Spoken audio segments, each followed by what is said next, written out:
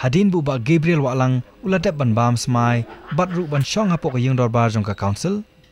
Kaliang sinsyar hapok ka KHEDC marsin wa ka dorbar kila shong ya ka jingalang jong ka All Regional Party Alliance haka kamera terkam UCM ka KHEDC. Hadin balwa ka jingalang unongelam ka Arpa bat ru kinongelam ka seng HSPDP UDP bat khnam kila Ther teng ya ka sarkar jala halor ka jingle ka ke jong ka ban thung UMDC bashusi Henry Katbai ki bil ki badang sa abun teng hapo ka tanat District Council Affairs haduk menta kim shimlala ban menjur wat laki long ki badon kam. Uchairman ka Arpa uba adalbot nongrum uba dairu CEM ka KJDC ulaong bakani ki jingle ka sarkar kalapan long ya ka Arpa bakan persyajur bat kam pedang dalilai ruem. Halor ka Jingthung ka sarkar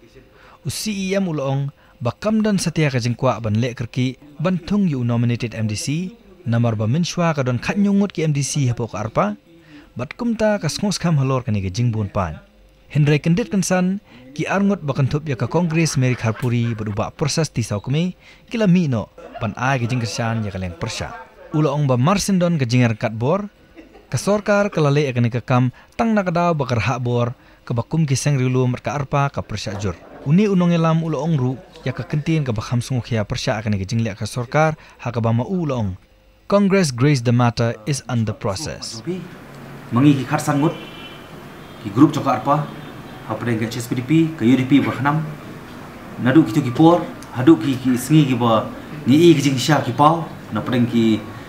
grup armut ki bron po ka Arpa lamino bandich po ka PDF man defect no nangi but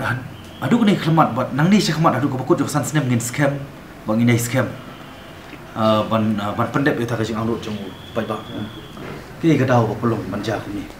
ban ngitip kani ba khoi ka doi ka nongrim kolong ba their hunger for power ta koi ba Arpa ngasngo ba kadesha ka blessing na ba ta jung ilang baro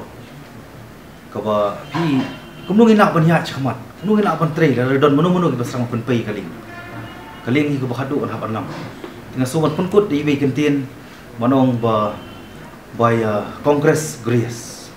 the matter is under process.